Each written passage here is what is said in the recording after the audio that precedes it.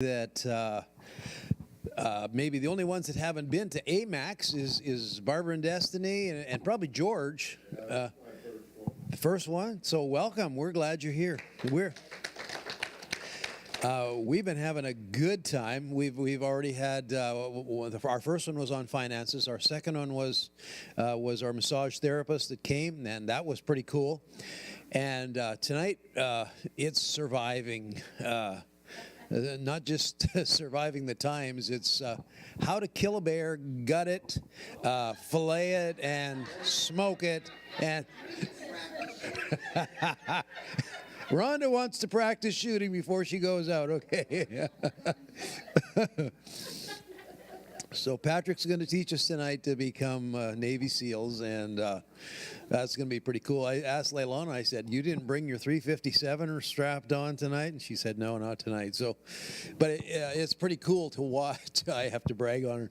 First time we went out to their land, and I looked, and I took a double look. Here is my little daughter that I've never seen. She's got this 357 strapped on, and she yanks that thing out, and kabam! And I'm like, whoa, man, that is something to see. So I just want to say about Max Life, I got a lot of titles, and I'm trying to get qualified people for each different thing that I've got written down. If you have a topic that and some of you have already given topics, but if you have a topic of something that you think would be really, really interesting for Max Life, and that we can get somebody qualified to come and speak on that, come and put a bug in my ear, and I'd love to hear what you are thinking. So, but I got a lot. So it's Patrick and Leilani tonight, and in a couple of weeks, 2 weeks, we're doing another one on protecting your home, and I think that's vital. Then in May, we have Alex and Sierra talking to us about safe internet practices. And we certainly do need to know that where to navigate and where not to go, what to do and what not to do. So that's $5 extra for those of you that are coming. Pay Pastor John on the way out, please. All right, let's pray and then we'll begin. Gracious Heavenly Father, we love serving you. We love one another, and we thank you, Father, for times when we can just enjoy and learn and help us to know how to navigate the times that we are living in. And we so want to thank you tonight, Father, for all that are gathered here tonight. You have piqued our interest with all of these things, Father. Truly, you have blessed us. You have provided for us everything that we need of in order for us to truly live the blessed, abundant life in these late and dark times. So I just ask you to bless our hearing tonight, that we would be able to pick up on nuggets tonight, that we would be able to literally put them into play in our lives, so that, Father, our lives could be truly maxed as we live this life. I'm asking your blessing upon Patrick tonight and Leilani as they share. And Father, I just want to thank you for this blessed evening. We enjoy your presence. We enjoy you, Lord, so much. Thank you, Father, that when we were living in darkness, Lord, you scouted us out by the power of the Holy Spirit, drew us unto yourself. And we remember the day when we said yes. And it's the greatest day in our life. We love you and we serve you with joy and gladness. We pray these things in Jesus' name. Amen. Amen. All right, Patrick, give him a hand tonight.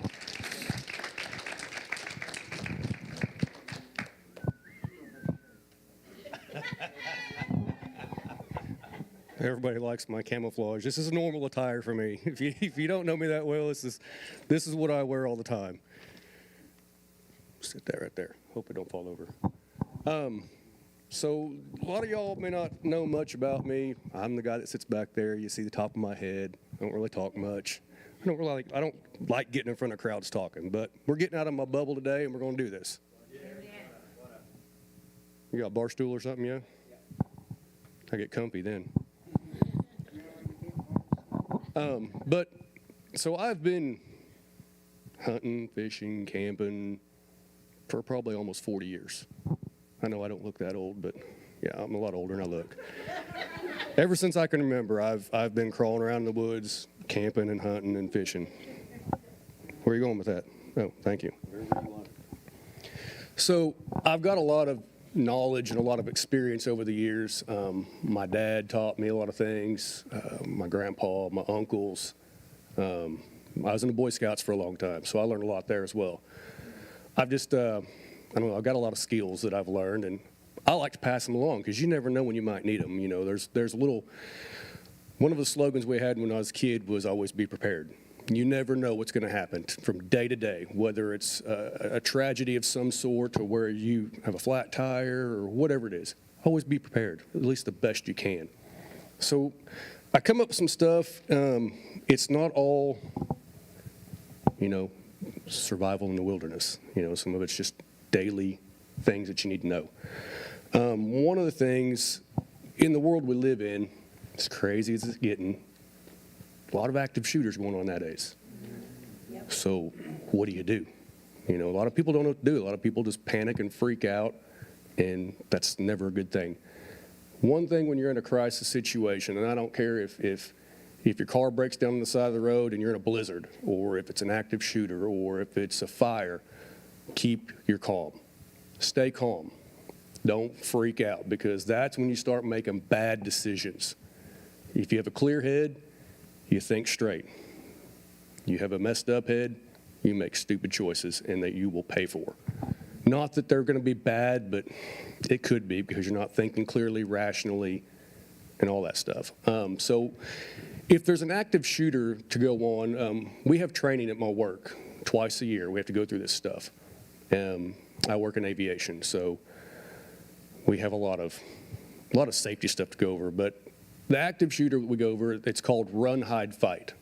So if there's a situation that goes down and you find yourself in a situation where a gunman comes in and starts firing off rounds, the first thing you need to do is get out of there. If you can, get out. Get out of that room, get out of that building, whatever it may be. If you cannot get out of the building, find somewhere and get away and hide. Barricade yourself into an office, into a bathroom, wherever you can. Get out of that fire zone and hide. And then if the threat comes to you, barge in the door, you got to fight. Don't just stand there. Don't cower down. This is your life you're talking about. Right. Don't give in. I always tell myself, if I go down, I'm going down swinging. I don't think the good Lord wants us to just lay over. I think he wants us to fight. And that's how I am. I don't give up for nothing. So use what you can. I mean, you use a chair, a trash can, pins, staplers, whatever you got. Just start heaving them and chunking them. You start doing that and distracting this person, they're going to get messed up, and then they're going to make mistakes. So that's what it's all about. It's keeping a level head, trying to get somebody else to make a mistake so you can get out of there. If there's more people, you can team up together. You know, somebody can throw a fire extinguisher and the other person can tackle them or whatever. Somebody's going to get hurt probably. Could be bad. But one person getting hurt versus 80. I mean, it's sad that anybody has to get hurt, but it's, you know, it is what it is. It's going to happen. So that's just fight. Run, hide, fight. That's the best thing you can do on any of that kind of stuff. Don't ever give up. Don't ever cower down, but just defuse yourself in the situation if you can. Another one I wanted to talk about, we're all in Oklahoma, right? Storm survival, you know. If you're anything like me, this doesn't pertain to me because I'm the guy that's standing outside watching it going, oh, cool, look at that tornado, you know, yeah. I'm an Okie. I was born and raised here, so I don't want to get up close and personal, go chase them around, you know. It's not the smartest thing to do, but do it anyways. Leilana, she's always, get in the house. No, look at there, that's cool. And I'm taking pictures of it. We used to live in Skytook, and what was it, about 3 or 4 years ago, there was 3 tornadoes within like 5 miles of our house, and I got pictures of one of them. It's kind of cool.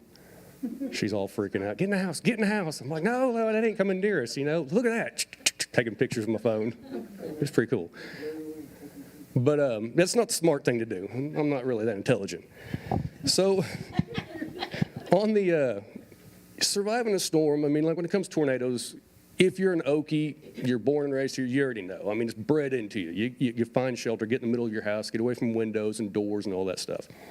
But there's something else, You always want to make sure you have lanterns, lighters, stuff like that, blankets, because if you lose power, you may lose power for days. I mean, remember the ice storm in '07? I mean, my mom and dad was out without power for, 14 days, I think. They had no heat, no air. All they had was their fireplace. So, yeah, it was rough. And a lot of y'all was around here, y'all remember that. Yes. Getting food's hard to get. So just kind of keep prepared. Keep some dry goods, some non-perishable foods around your house, rice, stuff like that. If you have a fireplace, you can always use that to cook if you're out of power. If you have any camping stoves, like them Coleman camping stoves, I cooked on one of those not too long ago when we was renovating our kitchen. We didn't have gas. We didn't have anything. I pulled out the camping stove and cooked us bacon and eggs. So you can use it at the house just on a regular day. So yeah, candles, lanterns, a radio, make sure your cell phone's charged, stuff like that. I mean, it's just good practice to keep that kind of stuff. You never know what may happen and when it may happen. It may never happen, and then again, it may, you may be without power forever. I say forever, weeks.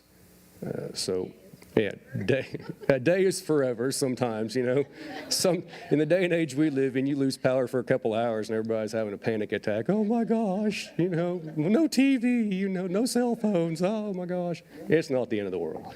But you can still be prepared for it, Get some books, entertain yourself while the powermen are trying to work, and don't go outside and look at tornadoes like I do. It's not good, Don't go out there and start dodging hailstones when they're coming down. That's fun, but it's not smart. So, and the last one I wanted to talk about, and this is kind of one I don't know, this is fun to me, is if you're ever like lost in the woods or you're on a road trip and you break down, what do you do? A lot of people don't know. And I grew up around it, so it's like second knowledge to me. But the first thing you need to do, if you're out walking around in the woods, like on your nature hike or something with your family, and you get lost and you don't know where you're at, don't panic. Calm down. And what first thing you got to do is you got to find shelter. Get some sort of shelter. Sarah, you got that little picture up there? Okay. This is just some makeshift shelter that you could build. All you're doing is just get out of the elements. Get out of the wind, the rain, whatever. And that's just something simple that you can build with just the foliage around you, some sticks and some leaves. It's very simple. Get you out of the elements. Critters and everything, they'll leave you alone. You also got to build a fire. Fire is very key to survival. It keeps you warm, it keeps the bugs, the critters away, and you can cook with it. Got to have the fire. And then you got to have water. So water is sometimes hard to find.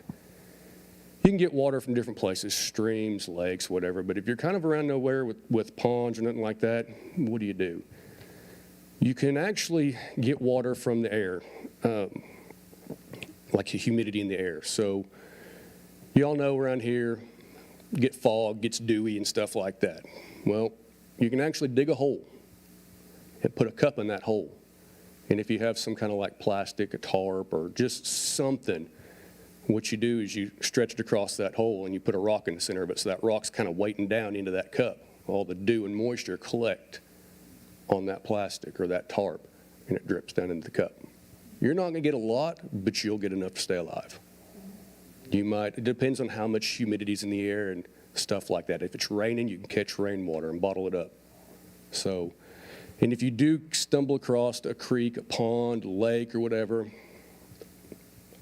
a lake, I wouldn't be afraid of just drinking the water. But like, if it's not running water, not moving water, you want to boil it, purify it, because it's going to have parasites in it. There's places that I go hunt where there's natural springs coming out of the side of the hill. I'll get down there and drink it. I mean, I ain't scared of it. It's spring water. It is the purest water you'll ever get. But other creeks and stuff, nah, I wouldn't drink out of it. If there's bugs in them, I think you can. If there's what? Bugs in them. Well, you probably can, but I would still boil it. Well, yeah. So you got to do what you got to do to survive, right? If you don't have any way to boil it, bottoms up. You might get a little sick, but at least you'll stay alive. So there's ways of doing all that. Then food. You got to find food. Nature has a way of feeding people.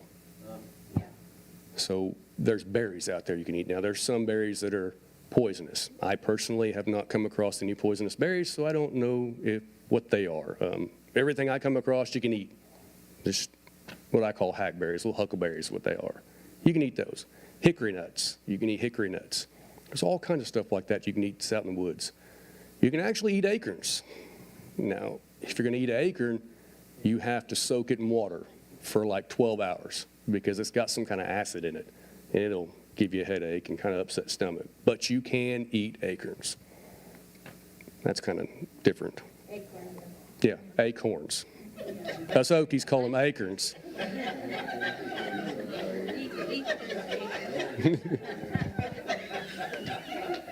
It's like coyotes. They're coyotes. They ain't coyotes. They're coyotes. So there's all, you can hunt, you can fish. There's ways to survive. I mean, there's all kinds of ways for food. You just got to be willing to do it.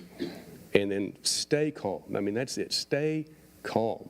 Don't freak out. If you're in a blizzard, if you're driving down the road and you get a blizzard and you slide off the road or something, don't ever leave your car. Right. Don't. That's the worst thing you can do. Stay in your car.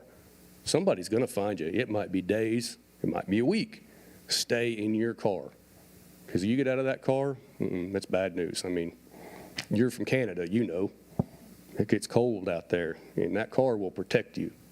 So, shelter, car, wooden tent, keeps you out of the elements. And the food. There's things that I like to keep in my truck. Just be prepared. I've always got a lighter in my truck or matches. My hunting bag, when I go hunting, when I go fishing, I've got matches. I've got a lighter. You never know when you might need it. You might fall in the lake. I might go duck hunting, fall in the lake, and that water's freezing cold. I got to build a fire to stay warm or I'll die. So I've got matches in my hunting bag, and the ones I have in my hunting bag are actually waterproof. You can throw them in the lake and then pull them out and light them. They're actually pretty cool. Tika got those for me. So, but yeah, I've always got matches or a lighter with me. A pocket knife. I always got a pocket knife on me. You can use that for making spears. If you got to clean some fish, clean a deer, you never know what you might, food. What else? Oh, I always keep an extra jacket in my bag or in my truck or something like that. You never know. You might stay somewhere a little longer. You break down on the side of the road and you're just driving, and 1 minute it's 75 degrees. The next minute here in Oklahoma it's -2. Man, I'm in short sleeve shirts. Now I'm in trouble. At least you can get something else on your arms. Take care of you a little bit.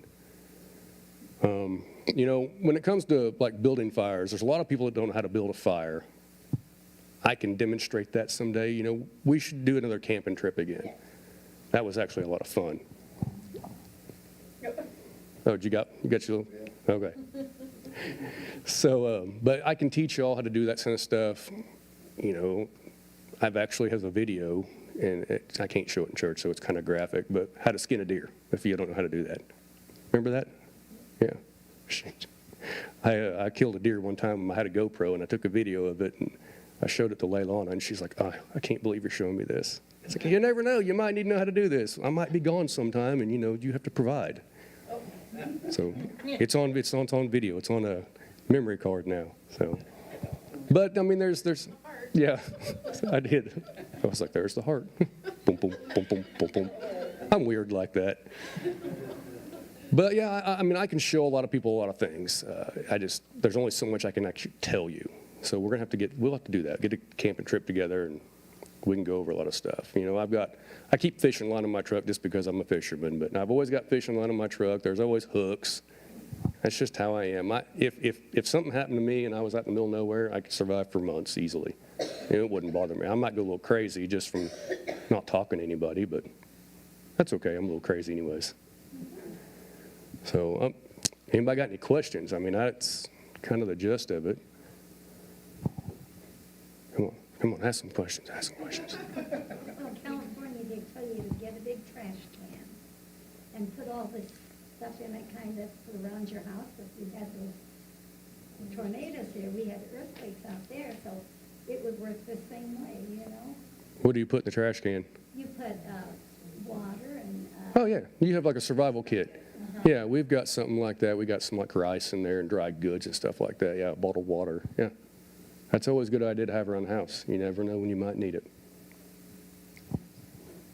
Can you maybe talk about, like if you were kind of like out and you needed to find like meat, like fishing, like had you on the pole, I mean, how can you like catch fish and like skin it to, you know, and then cook it and everything? Okay, so she asked if you're out and you how you need to find some food, how, like meat and stuff. Okay, so with like you said, fishing, you can actually just go find you a stick somewhere, and you can actually use thread off of your shirt, your sock, your jeans, if you don't have any kind of line or rope or anything.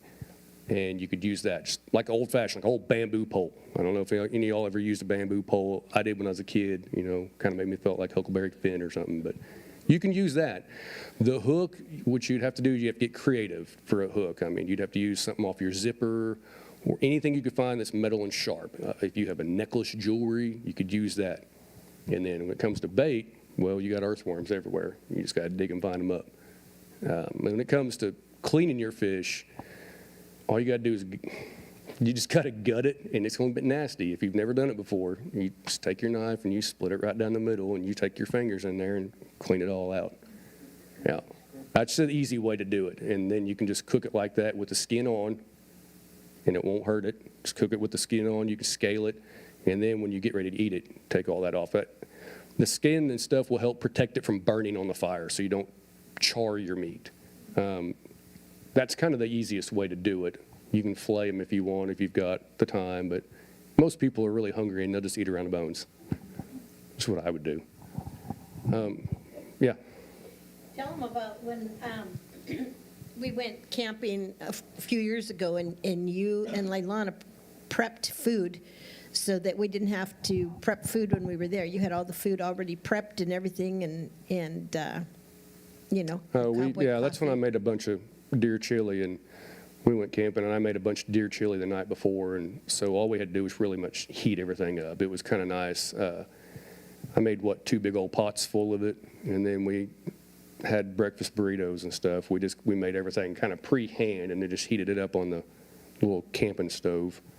So, I mean, you can always, if you're going camping and stuff, it's best to pre-make your stuff. It's easier that way. Oh, and if you are just like going camping and stuff, so here in Oklahoma, we don't have a whole lot of what I call dangerous animals. You have black bears. They're not going to hurt you unless they got cubs, but they will come and get around your food. So hide your food. I mean, we don't have a big bear problem in Oklahoma, but there are some, and they'll come after your food, but they'll leave you alone. Huh? Yeah, hang your trash up too. Yeah, you don't want to leave it on the ground. Coons will get in and stretch it all out, and that's another thing. I went camping one time. We had some cinnamon rolls we left laying out on top of the cooler. We got next morning, the coons got at it, and yeah, we didn't have any breakfast that day. It was a bad day. We was all hungry. So yeah, prep your food, day in advance or something. You're going to make a survival, basically a pack, like a backpack. What would you put in it? So if I was going to do something like that, I would have rope in there. I'd have a knife, a lighter, probably some flashlight, some extra socks. Keep your feet dry. You don't want wet feet. Socks, a flannel or a sweatshirt, something like that. Me personally, when I go out in the woods, I always have a firearm on me. Never go in the woods without a firearm. You just don't know what you're going to run across. So you can use that for protection from other crazy people out there, or you can use it to get you some food. So I would have ammo in that bag as well. But that's pretty much what I would have in my bag. Some water, a couple bottles of water. Yeah. a relative and a good friend that got Lyme's disease from deer ticks. Mhm. Do you have any tips for if you're unexpectedly, like broken down on the side of the road or roughing it, but you didn't go prepared? Tips about how to avoid getting bit by ticks, or Stay out of the high where they grass. are, where they aren't? I Yeah. don't even know what they look like. Okay, so Lyme disease is something you really don't want. I had a cousin that got it real bad, and it really messed him up. The bad thing is it's you just don't know. I've been bit by ticks. I can't even tell you how many times, and I've never got it. So, best way to stay away from ticks is stay out of high grass. If you're out running around somewhere, just stay out of that high grass. That's where they're at. There's really, unless you have some bug spray with DEET in it, you're not going to keep them away from you. It's kind of like mosquitoes and stuff. Now, if you are camping, a fire keeps bugs away. I don't know if it keeps ticks away or not. Ticks are usually in the high grass. They're on animals. So you just stay away from that high grass. Oh, you're going to add to that? Oh, she says peppermint. I don't. Yeah, I've never used that. So there she says peppermint oil. She knows all the what do you call that stuff? Essential oil stuff, and I'm not into that. I'm old fashioned. I just pick them off, but yeah. That's the best thing, is just stay away from high grass. That's where all the ticks are, that's where all the snakes are at. They're all in that really thick foliage stuff. Sulfur? Yeah, I've never heard of that one.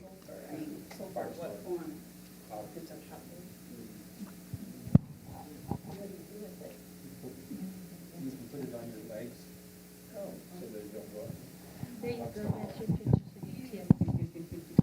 What about snakes? I mean, I lived for 18 years in Washington, and I never worried about this because none of their snakes are poisonous. Then I moved back to Texas, and then I moved here, and So I'm a little freaked out about snakes. the majority of your snakes are non-venomous. The majority of them. Here in Oklahoma, I know of 3 that are common. You have a cottonmouth, you have a copperhead, and a rattlesnake.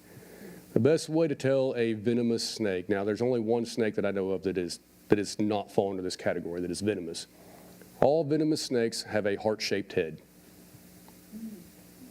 A non-venomous snake has an oval head, except for one. And I don't think there's any of those in Oklahoma, which would be it's a coral snake, isn't it? Yeah, coral snake. We don't have any of those in Oklahoma that I know of.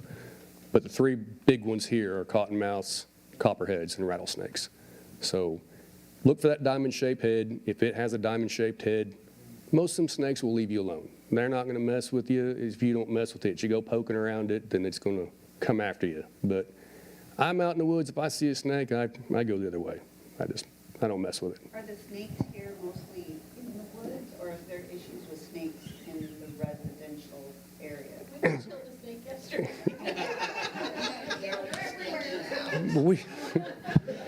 So if you live around like creeks, ponds, and stuff like that, you're going to have some snakes. I mean, you may not have very many of them because they're just as scared of you as you are of them. So they're going to stay away. But there's going to be, But they're mostly gonna be grass snakes, Yeah. black snakes. like where we live out in some farmland, and we live out in Collinsville. So it's pastures out there.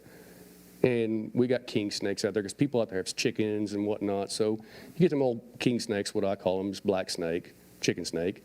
And then there's a few cottonmouths in some of those ponds. But other than that, that's all that's out there.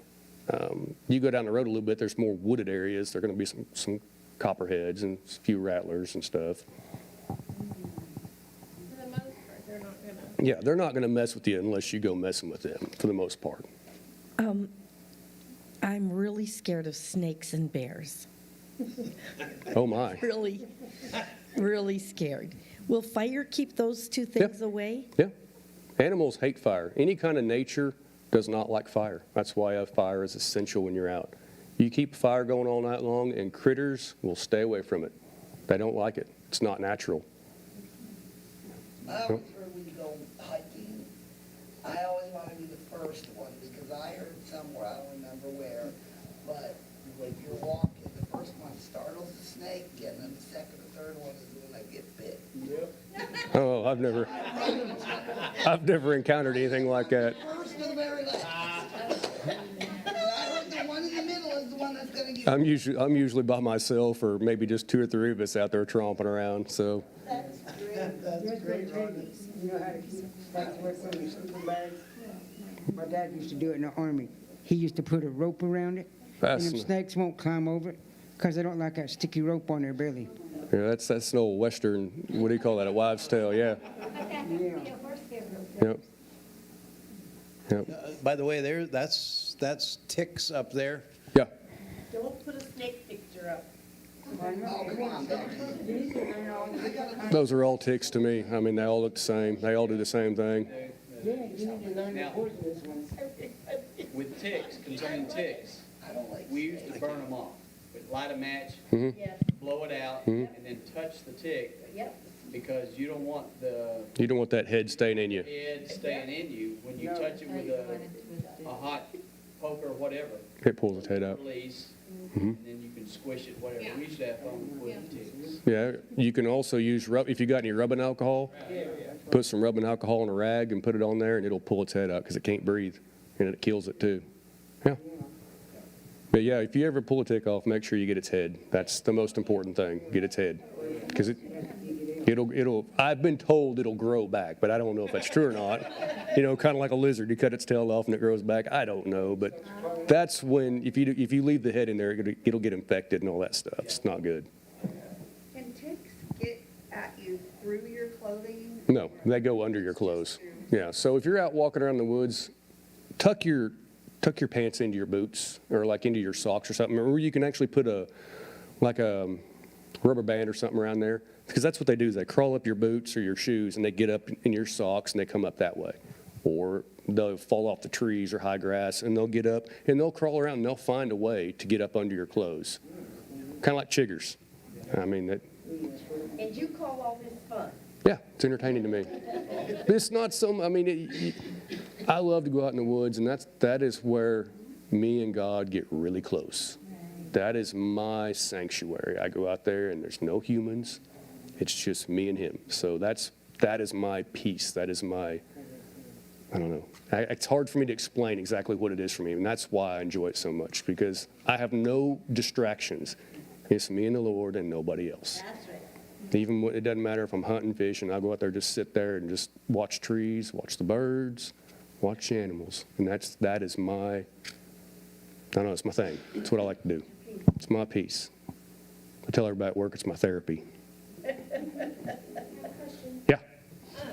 Can you explain to people who may not know north, south, east, and west if you're out Oh, yeah. or anything? So is there anybody here who does not know how to find your way around? So, Okay. yeah, you see the diamond-shaped head? Yep. There you go. That's a good diamond, Yeah. Yep. So if it's got that diamond-shaped head or that heart-shaped head, that's bad. Stay away from it. Those are the ones that'll get you. So if you're out lost, you get distracted, you don't really know which way's up, down, east, west, sideways, whatnot. Just always remember the sun and moon always rise in the east and they set in the west. All the time. There ain't no changing it. It's always, you might have it where sometimes of the year it might be a little bit more northeast or southeast or whatever it may be, but it's east and west. And also, this is an old wives' tale kind of thing, but it's true. Moss grows the heaviest on the north side of a tree. Rocket, old man. A lot of people think I'm crazy. I will prove it right every time. The moss grows the heaviest on the north side of a tree. It's a fact. I don't know if you've ever heard that or not, but it is factual.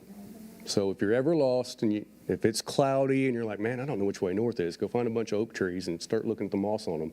It's heavier on the north side of the tree every time. So how do you know which way is which? Dress that are directionally challenged? What do you mean, which way is which? I just told you. The sun rises in the east and it sets in the west. What is that? Huh? So you don't know which way north, south? Okay, Canada is north, Mexico is south, California is west. Is that what are you asking? I mean, if I walk outside right now, I'm not gonna know, like, if somebody said, what side of the building is the church on, I'm not gonna know. Remember this, Faces. Okay, so airport is north. And then go from there. did you know that all city streets, all of your main city streets run north, south, east, and west? No. It's a fun fact for you. All the main city streets run north, south, east, and west.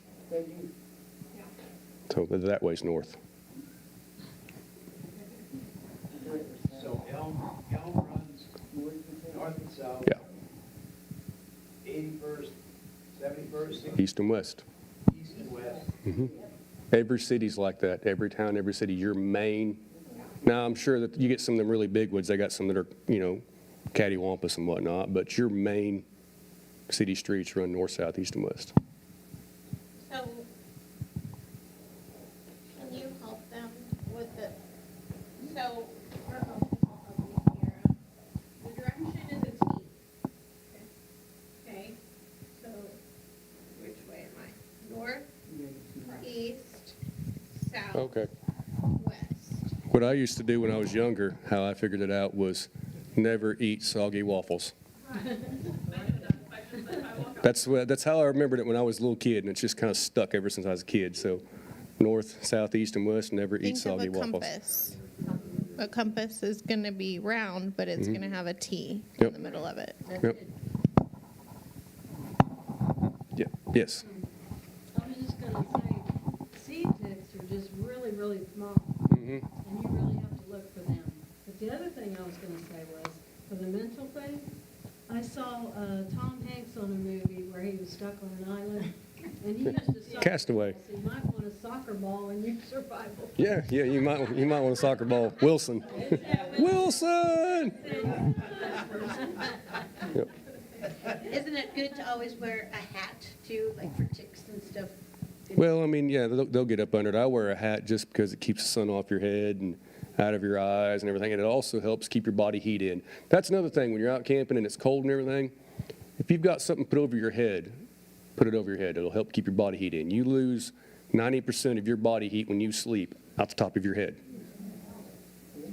Poison ivy. Leaves of 3, let them be. So if you don't, can you pull up a picture of poison ivy? Leaves of 3, let them be. Don't touch them, so don't use them for toilet paper. Won't be good. I know some people that's done it.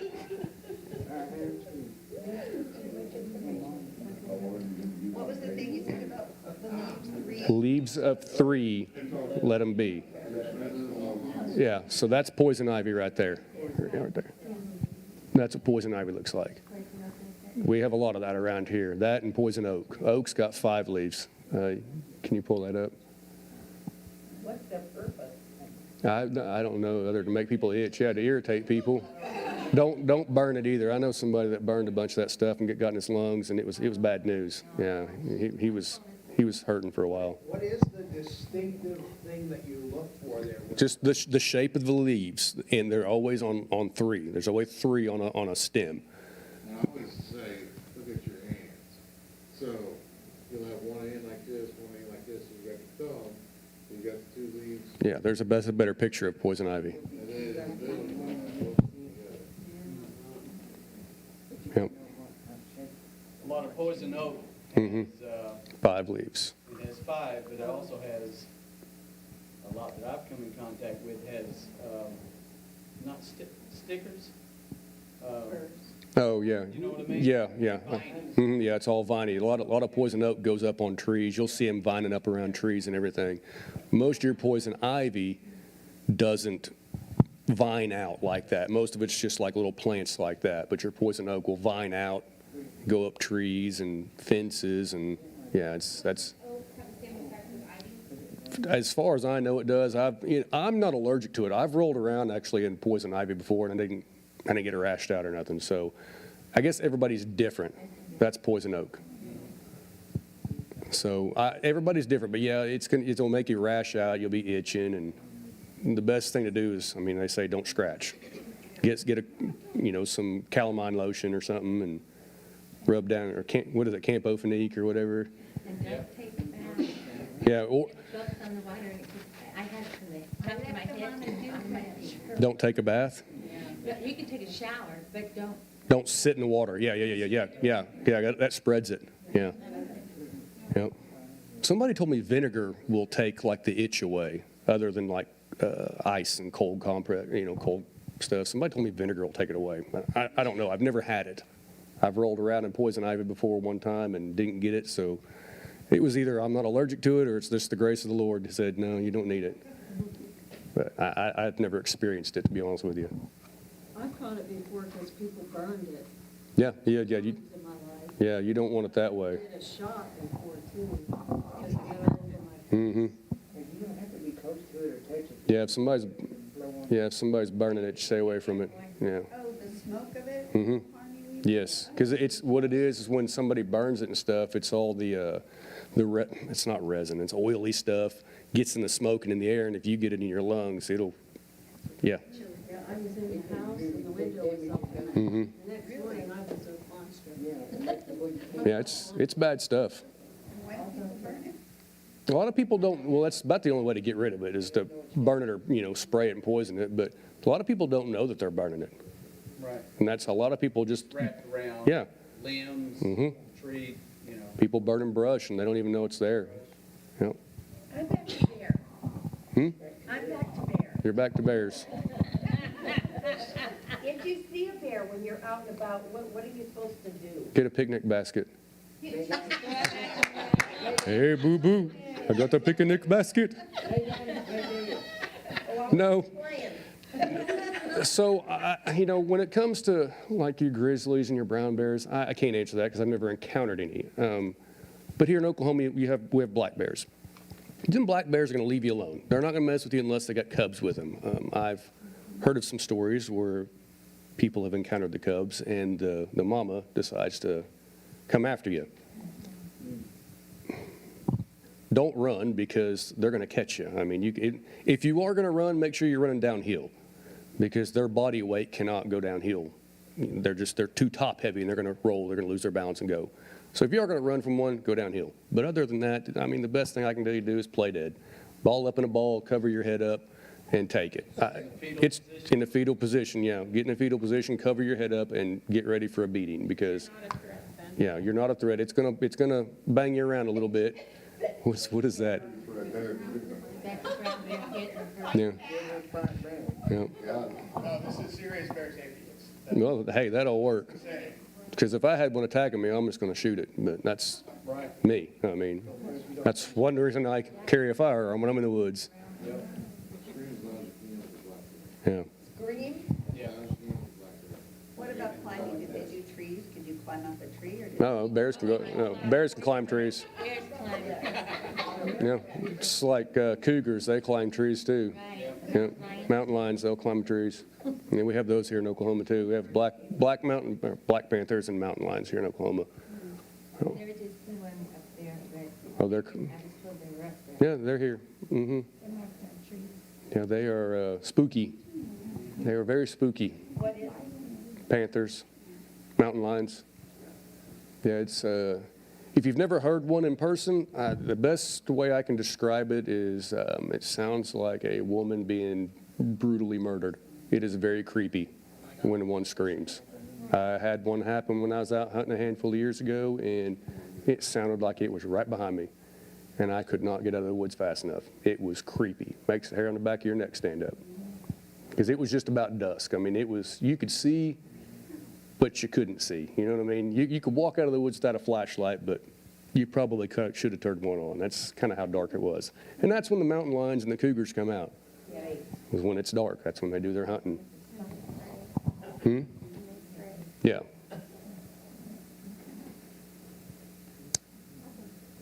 Anything else? We can talk about this all night long. Can I touch on the snake? Touch on the snake. Okay, I think that old sayings get to be old sayings because they're true. So a lot of when he was saying never eat soggy waffles, if leaves of 3, let them be. So there's a lot of like stuff like that. Like if it's brown, lay down. If it's black, fight back. Something else with the snakes, and we don't have to worry about that here in Oklahoma, but there are snakes with stripes, with red stripes. So if red touches yellow, you're a dead fellow. If red touches black, you're okay, Jack. So if we can remember some of these like corny kind of, cheesy lines, but it really does help us. Like when he said, stay calm, think about the things that we've learned, and that'll help. Yeah. Do they do those coral snakes, sorry, I didn't raise my hand. Do they, strike out at you like rattlesnakes and stuff? Or? Well, anytime a snake's going to bite you, it's going to strike at you. I mean, they all do that.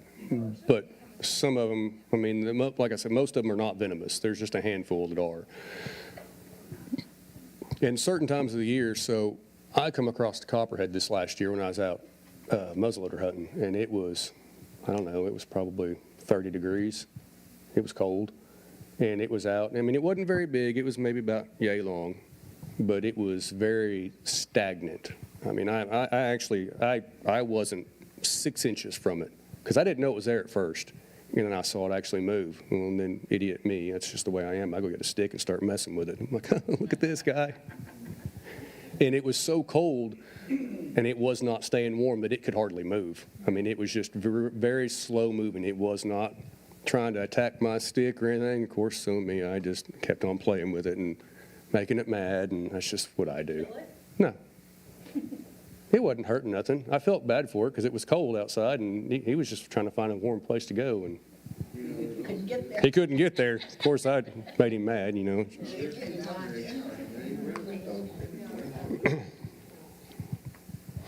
So. Does Oklahoma have water moccasins? Yeah, so what I call a cottonmouth, some people call water moccasins. What I call a water moccasin is not poisonous. It's just a water snake. Just depends on what part of the country you go to. That's what we call cottonmouths. Yeah. Yeah, when they open their mouth, it looks like they got a ball of cotton in there. It's just solid white. Is it true, in Mississippi, this was how it was when I got from, the babies were often away from the water, like my dad would let them turn over rocks. And is it true that they're more poisonous from a little baby than a big bite, or just as much? Okay, so an adult venomous snake can control how much venom it injects. You may get bit by a cottonmouth or a copperhead or a rattlesnake, and it's a dry bite. It may not inject any venom. It may just be a defensive thing. And the little baby snakes cannot control that. It's almost kind of like a kid in a cookie jar. It can't control when to stop eating. An adult, okay, I just want one or two. So it's kind of like that. But the adults can control it. So you may get, if you are ever bit from an adult snake, it may just be a little of venom, and then again, it may be a whole big wad of it. But the baby snakes, they will, it's whatever they got. They'll unload. I have a question about that. So if you do get bit by a poisonous snake, is that like a death sentence, or do you have Nope. a certain time to get to the hospital to get like? So, yeah. Okay, so if you ever are bit by a snake, even if you don't know what it is, it's best to go get to the hospital quick. There are things that you can do to kind of help yourself. It's not a death sentence if you get bit by a snake. There's people who get bit by them all the time and survive just fine. So what you want to do is you want to keep whatever part of you gets bit below your heart. So if it's your hand, keep your hands down. Most people get bit in the foot, ankle, legs because they're walking around. It's the kids, or if you're out picking up rocks, moving out brush and stuff, that's when you get bit in the hands. One thing you don't ever want to do, and they used to tell us this, I remember when I was a kid, they used to tell us this. You get bit, cut a cross in it, and then try and squeeze it out and suck it out. Don't do that. No, but they taught that. A long time ago, they taught that. Don't do that. That is probably one of the worst things you can do. They also taught putting a tourniquet around it and then releasing the pressure and everything. Don't do that either. That's not good.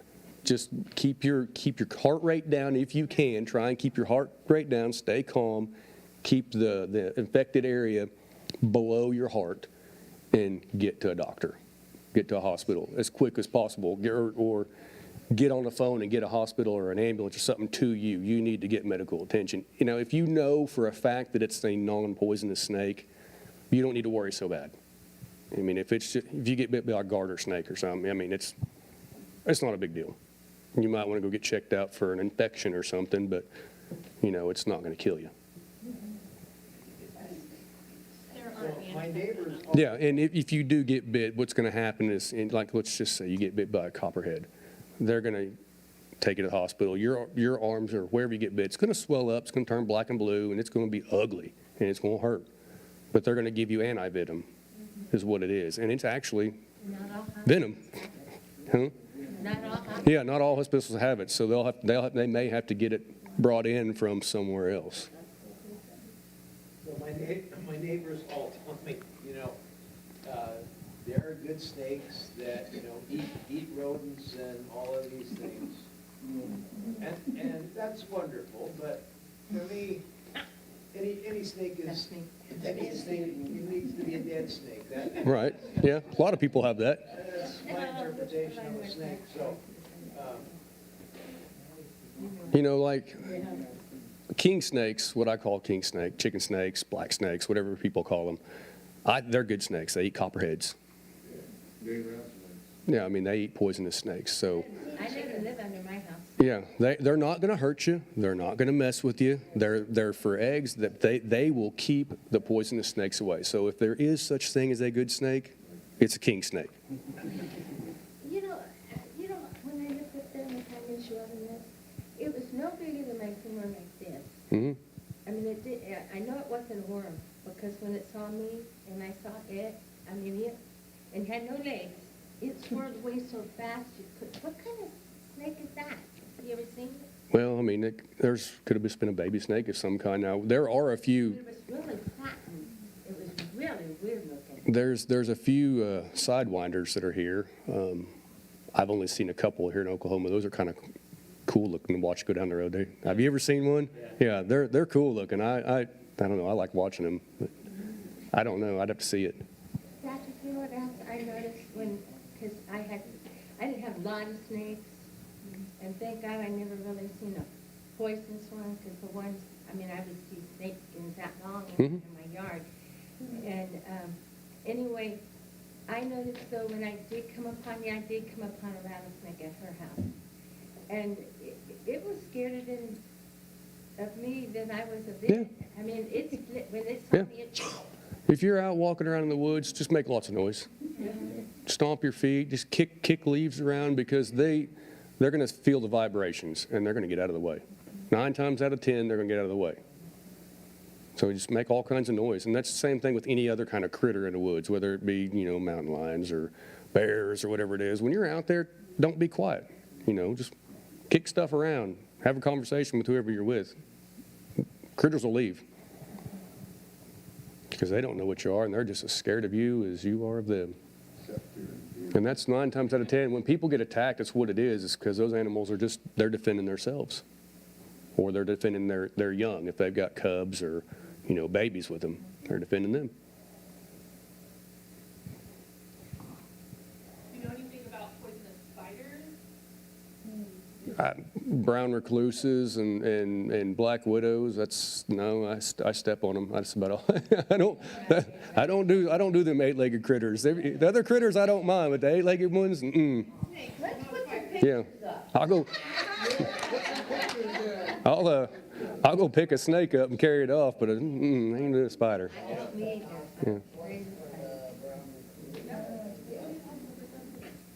I was going to ask, have you ever seen a half black snake and half copperhead? Mm-mm. My dad kept telling me the copperheads and black snakes mate together. We used to would have a lot of snakes in our yard. And I killed one day. It was just short like a copperhead, built like a copperhead. After I killed it, I looked, you could see the designs under the black skin. Then, and when day, me and my daughter was at the beach. She started hollering. She was way behind me. She said, snake, snake. Time I got back to where the snake was, she was already in a pickup, had the doors locked. So, and I just thought, let's run back to the house, because it was just a little ways. And I grabbed my shotgun and went back there. Yeah, That snake- that ugly thing, step on it. That snake started crawling across the bridge, that one-lane bridge, and it just jumped. It went up there in that tree. Then I went and got my shotgun and shot it. And that thing was going across that bridge. Did what? Because I thought the back of that, I thought that copperhead had that black snake's tail in its mouth, but it turned out to be two snakes in one. Copperhead in the back and a black snake in front. That thing was longer than me. It was longer. Yeah, it was a long snake. Yes, sir. I've got a couple of things. To go along with your emergency kit at the house during blackout, it's always good to have, whether it's small or larger, a generator. Yeah, that's a good one. Some extra fuel, not a lot. Yeah. But some extra fuel to go with the generator, especially if you're blacked out. We've been blacked out 15 days plus during hurricane season down in Houston. So we always had generators. Actually, during, right after Rita,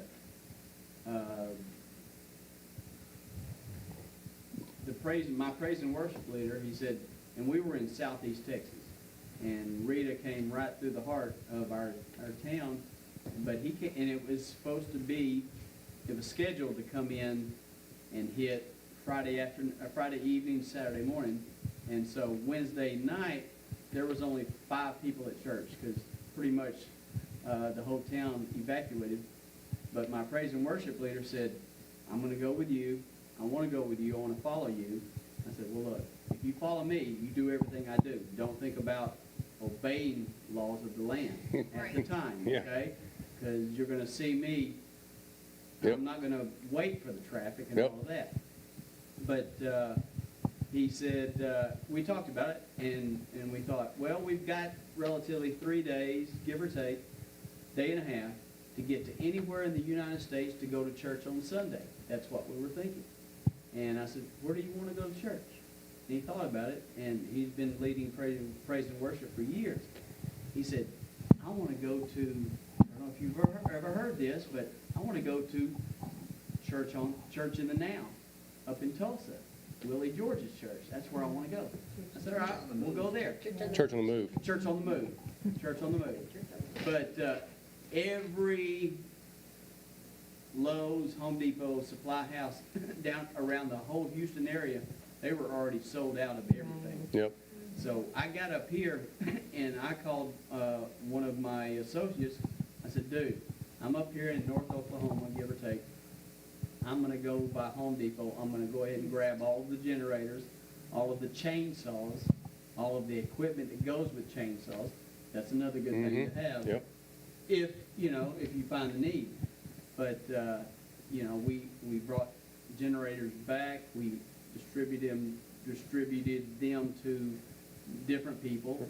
We actually bought, rented some pull-behind generators, big generators. Millions. And we donated one to the local doctor, the police chief, and one of the high schools. That way everybody could come together and eat a hot meal, and they would have lights and all of that. So anyway, a generator, with all Yep. that being said, a generator is good to add to the list. Yep. It doesn't matter what size, whether it's small, large, it'll give you some light. Yep. That and you can also, if it's large enough, you can plug your refrigerator into it, and that way your food don't spoil. We rented another pool behind. We had three RVs in our office parking lot, and the generator was supplying power to the RV here, the RV there, and the office, which had shower availability. But the other thing is, if you intentionally want to go camping, want to go out in the woods, wear boots of some sort. Yeah, yeah. Okay, because of, like you said, You disturb the area, you disturb the land, you know, the snakes are they're gonna go like this first. Mm-hmm. And we have fun. As a Texan, we have fun with snakes by wearing our cowboy boots, you know, through the bush, through the marsh, and intentionally irritating them so they'll strike at us. So they can't bite through the leather. They're not gonna bite through the leather. And we're going, ha, ha, ha. You know, anyway. Yeah. That's a guy thing. It's what it is. It's a guy thing. But yeah, I mean, to tag on to that, yeah, wear boots. Wear boots. They ain't got to be cowboy boots or anything like that, but just wear a leather boot of some sort. They make hiking boots, stuff like that are very comfortable, but wear boots. Do big, heavy rubber galoshes, do those work at all? Yeah, they'll bite right through those. They'll bite right through? They'll bite right through those. They're pretty thick. Rubber. Yeah. They're still go through that? Yeah. Yeah, they are. Yeah, she's been out hunting in some, and I tried to get her not to wear them. It was a bad idea. Her little feet were numb. Battery-operated heated socks. There you go. Yeah. There you go. She's more prepared now. She has better hunting gear. I always prepare for the elements, you know. If you know it's wintertime and you're going to be out and about, just always prepare for the elements. Always take an extra coat with you or something like that, extra clothes. It's always good to have. Like when I go camping, so during rifle season, me and my family get together and we'll disappear for several days on end and just go camping out in the woods, out in the middle of nowhere, out in the boonies. And I've always got an extra 3 or 4 days worth of clothes with me because you never know. You might get wet. And in the wintertime, the hunting season, clothes don't dry out very quick. So always have several changes of clothes with you if you can, socks especially. Why don't you touch on just kind of to go with Tika, what she said about how to fish? Can you just kind of tell everybody if they are gonna hunt for food, what a good killing point is, what they need to shoot at? Okay, so pull up a picture of a deer. I don't want to pull up my phone because there's some pictures on there that.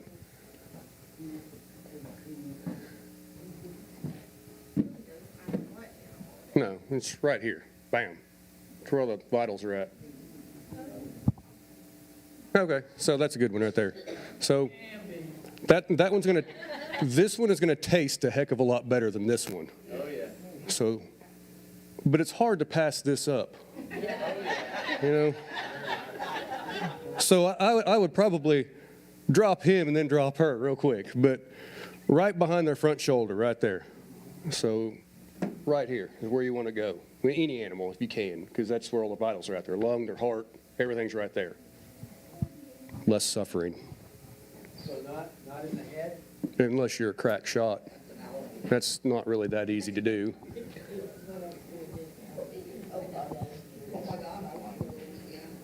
And then, I mean, I don't want to get into the whole details of field dressing and stuff in church. It's not really, I don't think it's a good idea to be getting it's kind of gruesome, but yeah. If you don't know how to do it, and I can tell you how to do it later on, or you can get on YouTube. I mean, yeah, I mean, oh, see, there we go. Yeah. Yep. Yep, it's what I do. It doesn't matter what animal it is. Yeah, it don't matter. I mean, that's where all the vitals are at. I mean, right there. Yeah. So any animal, shoot it right there. Now, however, a hog has a breastplate. Oh, yeah. So you don't want to try and shoot one straight on like that unless you've got a very high-powered weapon. But you got to get it from the side, or you shoot them in the head because they do have a breastplate right there. Yeah. But I do. I butcher my own deer just because it's, well, I know I'm getting my deer back, and I'm kind of stingy with my money, and it's just I like what I like. I know what I'm getting, so that's why I do it. Yeah. Can you kind of give us the guidelines for this state on, like, eating certain small critters and the rabies thing? Because, like, in Washington State, rabies was, like, basically unheard of, but, you know, raccoons didn't have it. But if you were in El Paso and you're shooting rabbits in the desert, you couldn't just take them home and eat them because, you know, rabies was very prevalent. So what is the, you know, if I'm caught in the woods, and suddenly there are 3 days and I don't want to be and I can't kill a deer, what on small animals can I eat around here? So, yeah, you don't want to eat that. I personally, I mean, I know people who've ate coons and armadillos and possums. I know people that have eaten stuff like that. It's going to be very tough times for me to eat something like that. But I won't blink an eye at eating a rabbit or squirrels. I'll eat them all day long. Grandma always used to tell me. In Oklahoma, so rabies is not a big thing with squirrels? No. So like with rabbits, though, they get wormy. So it's an old wives' tale kind of thing. My grandma always told me this, and it's true. If there ain't an R in a month, don't eat a rabbit. My grandma always told me that when I was growing up. Me and my little cousin, we're going rabbit hunting. Don't be eating them. There ain't no R in a month. Yeah, parasites in them, worms in them, stuff. Squirrels, I don't think squirrels get them. I don't know. I know squirrel season starts in May. I don't know. I didn't know there was a squirrel season for several years. I had no idea there was a squirrel season. It was open year round. I don't know, but yeah. So I don't think squirrels get the worms or parasites that rabbits get. But if there's an R in a month, you're safe to eat a rabbit. Yeah, unless it's homegrown, then it's game on, I guess. I don't know. Those are good tips, though, to know. Yeah. You know, like I said, if there's anything y'all come up with and you have questions or if you want me to demonstrate some stuff, I'm more than happy to do that. I just don't really know how to do it here because some people might get kind of grossed out if I started demonstrating some stuff. It's not pretty. And some of it kind of stinks, you know. But, you know, when times get tough, you got to do what you got to do. You and Nadine can demonstrate. Yeah. She might teach me a thing or two. Anything else? 3 years ago. Well, it's your show now.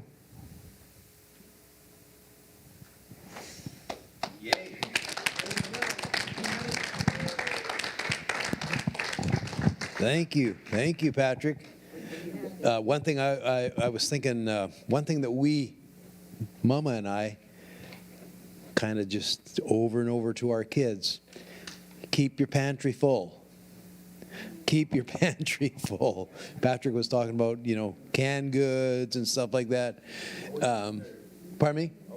Always be prepared. That's right. Keep your pantry full. I mean, we usually buy a lot of our canned goods at Aldi. Some people don't shop at Aldi because of the grocery cart situation. Which is coming to Walmart. Well, it should come to Walmart, yes, because it saves on somebody, you know, running after carts. So, but it's an easy thing to keep your pantry full. I mean, there's a lot of good things that will last a long time in your pantry if they are canned. So, I mean, you can go, lots of times you can find veggies and all that, 50 cents a can. And we keep soups and a lot of, Tony, yeah? There is a documentary of, they found a riverboat on the Missouri or Mississippi that had sunk 100 years ago. They actually went into that riverboat and they found canned goods in that riverboat, and they opened them up and they were still good. Wow. That is incredible. Tag on to that. Honey is something that never goes back. There you go. Okay, honey is something, if you ever find a wild beehive, or if you know anybody that has bees, and you have honey, jars of honey, honey never goes back, never. Here's an excellent question from Karen. What happens is that honey Excellent. will start to crystallize. Turns white, kind of gets hard. All you do is you take that jar of honey and stick it in some hot water, not boiling water. Do not boil it because that will kill all the vitamins and all the good stuff in it. My dad raised bees, that's how I do all this stuff. So you take that jar and stick it in hot water, and that hot water will decrystallize it, turn it back to liquid state. Yep. They found, actually, they was in a pyramid, they found in a pyramid some jars of honey, and it's still good. So you shouldn't put it in the microwave then either. No. Did you go in the microwave? So all that honey you got in the store, it's been cooked down, it's been processed. So it's lost a lot of its nutrients, all that store honey. So your best bet, if you can, get local honey. Yeah. Get the raw local honey. It is the best there is. It will never go bad, it will never spoil. It's got all the vitamins in it. And if you take honey every day, like a teaspoon of honey every day, it'll help with your allergies. If it's My mom struggled with her allergies for years, and when my dad started raising bees and started getting honey, she started eating honey every day. She had no problems with her Yep. allergies. It has Yep. to be local, right? Yeah, it's gotta be local. I mean, yeah, she couldn't go get honey from, Walmart. Canes or something. Yep. It's gonna be different, because that's different pollens. Yeah. It's good to get local honey. That is the best for you. And that was a fantastic question, Karen. Yeah, because what happens when it gets crystallized and not microwave? Not. Where do you get local honey around here? There are places. Farmers market, They're on quarters. yeah, I mean, Farmers market. Hey, listen. my dad actually raises bees, and he robs them once, sometimes twice a year, depending on how good the hives are. But I can get you some, you can get them at the local farmers markets, anywhere, like there's festivals and stuff, there's usually people out there selling local honey. Yep. Even on corners. Yeah. Yep. And you'll see people out sitting on corners with 50 jars of honey. It's all local, raw honey. Yep. You might be able to get it at Sprouts too. Yeah, just ask them if they have local honey. But Broken Arrow does have a. But I just never bothered. Yeah. There's, if you want to know, I mean, I can tell you all off camera or whatever, I don't want to promote people's promotion job, but there's a couple of farms out there that I know of that are local farms. They sell them to big box stores. It is local honey. Okay. Broken Arrow does have a farmer's market here on, I think it's on Saturday, isn't that right, Barbara? On Saturday, right down, right in the downtown there, right by the railway track. I'm positive they have local honey. Sierra? So when I was dealing with my brown recluse spikes, they actually gave me honey to put on them. Oh, really? Huh. Honey, yes. Fantastic. So lots of times your honey is going to come in a plastic, and don't put it in the micro. That'll kill your honey. I actually had an instance where I heard that honey was really good for burns. And I had gotten up to a furnace and it blew back on me and took half my eyebrow off and it started to blister my face. And I took honey and rubbed it on my face. And you'd think it would be sticky and all that stuff. It soaked into your skin like that. I had one little blister that came up, but everything else was fine. Wow, incredible. Because I had a third-degree burn, or close to it, on my arm. And I actually took Pat Parent's honey every day and just wrapped it up in that honey. And it helped it to heal, but it also helped with the scarring. And you can't really even see it now. I mean, it just, There's all kinds of cool stuff about honey that I didn't know about until just recently. Yeah, fantastic. I watched Jen? a document on honey one time, and, a long time ago, here in the States, honey was honey. When they sold in the store, it was all good honey. But we started trading with China, Ah, and China came up with this honey in this syrup, and they put it together, and it tastes like honey, but it isn't honey. And so if you really want true honey, it has to say raw honey. there you go. If it doesn't say raw on it, you're just buying half sugar, half syrup, and coloring. Perfect. That's wonderful. Yeah, thank you. Say raw honey. Absolutely. That's great. Thank you for that, Janet. Raw honey, and like we've been saying, if you can get it locally, If you feel a little cough, boil you some water, squeeze some lemon in there, put some honey, and make you a good mixture, and drink it down. Boy, that's good stuff. Anybody else tonight? Boil it too Karen? long, though. It'll taste like wine if you boil it too long. Oh, okay. Well, I usually just boil my water, then put the honey and the lemon in after that. Okay, but yeah, you can do that too. Anybody else? Okay, let's just go ahead and say thank you to our online guests. We appreciate this. We trust the information has been very helpful. And